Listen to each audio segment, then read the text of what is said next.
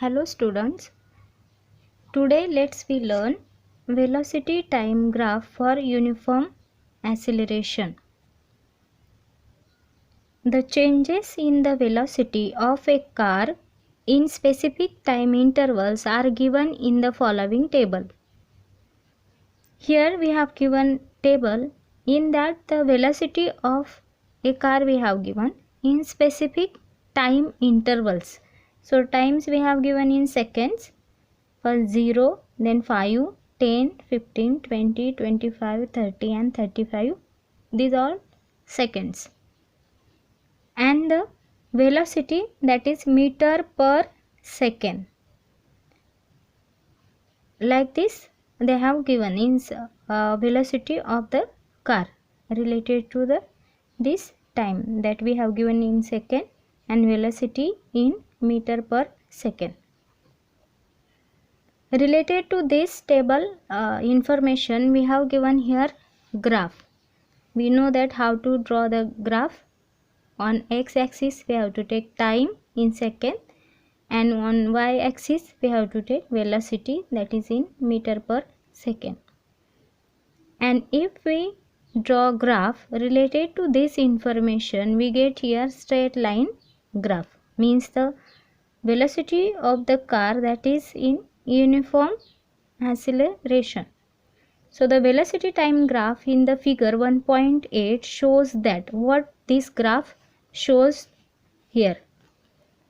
The velocity changes by equal amount in equal time intervals. Thus, this is uniformly accelerated motion. How much does the velocity change every 5 minutes?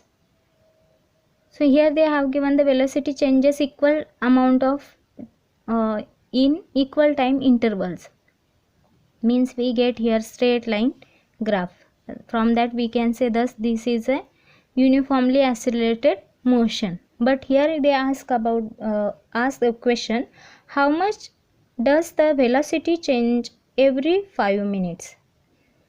So the 5 minutes there will come the 300 seconds, and if you increase that related to the 8 meter per second, so we will get that velocity. Next, for all uniformly accelerated motions, the velocity time graph is a straight line. So we have get here straight line graph. For non-uniformly accelerated motion, the velocity time graph may have any shape depending on how the acceleration changes with time. If there is a non-uniformly accelerated motion, will not get the straight graph, means that graph may have any shape, zigzag and like the curves, like this we will get that non-uniformly accelerated motion graph. From the graph in figure 1.8, we can determine the distance covered by the car between the 10th and 20th second. Here we have given that 10th and 20th second. Between this we have to determine the distance 20th second, as we did in the case of the train in the previous example. In previous example we already did like this. The difference is that the velocity of the car is not constant, means unlike that of the train, but is continuously changing because of uniform acceleration. In such a case, we have to use the average velocity of the car in the given time intervals to determine the distance covered in that intervals. From the graph, the average velocity of the car, what will come, they have given here calculation. In before graph there also, or before example there also we calculate the average velocity of the car. Like this same way we have to do here. That is, they have given the 32 plus 60, means here the displacement of the car when car goes up to the 22nd, that distance covered 32 meter, and that we have to take. Then means the final where that is reached. Here they have given the 32 plus 16 from where it start upon 2, we get here 24 meter. If we solve this example, then we will get the answer, that is 24 meter per second. Here we have to calculate the distance. So this is the way to calculate the distance. Another way also we have already did that one. See here, we know that velocity is equal to displacement upon time, means is equal to, we will write that velocity, that is in meter per second, multiply by time in second. That second we cancel, we get here the distance is equal to velocity into time, means the d is equal to v into t. Then we will calculate the average velocity here is equal to, so the distance of the car covered by the 16 up to the 32. Then here we have taken, that is 16 plus 32 upon 2. If we solve this addition, we get here 48 upon 2 is equal to 24. Then this average velocity we put in this formula is equal to v value we have to put here, that we get the 24 multiply by time, that is 10 second. How it come 10 second? 10 to 20. 5 plus 5, then it will come 10. Here we have to take that 10 second, then is equal to 240 meter.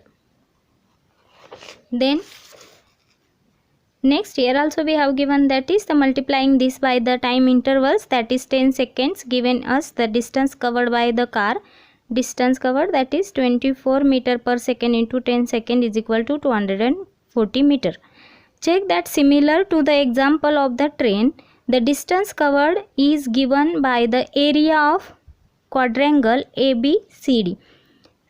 So similar way we have to calculate the distance covered in this quadrangle A, B, C and D.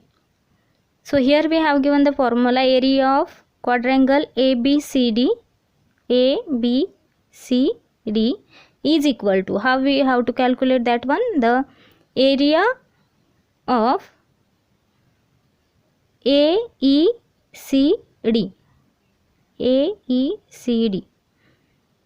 plus, actually this is an rectangle plus triangle, area of triangle ABE. Then we will get the area of quadrangle ABCD. In this we have to put the values what we have given here. So let's we see how to calculate that one.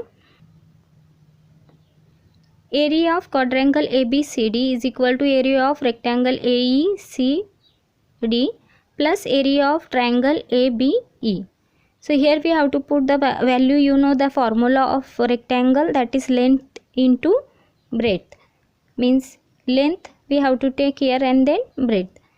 Then plus area of triangle, we know the formula of triangle, that is 1/2 breadth into height.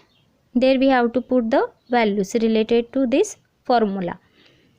Then the length of this rectangle is 16.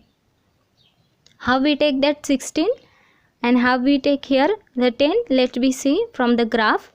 Here they have showed that distance traveled by the car at the 10 when it has an on 10 second, that time that car covered distance 16 meter.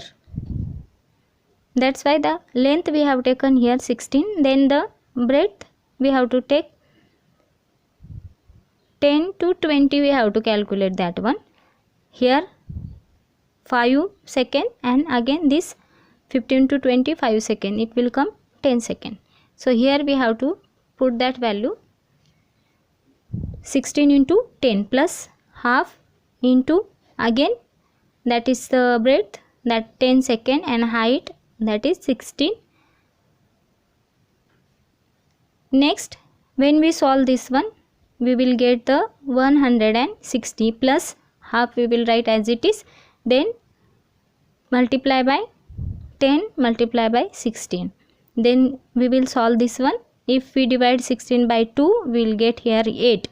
Then in next step is equal to 160 plus 80 multiply by 10, 8 multiply by 10, we will get 80.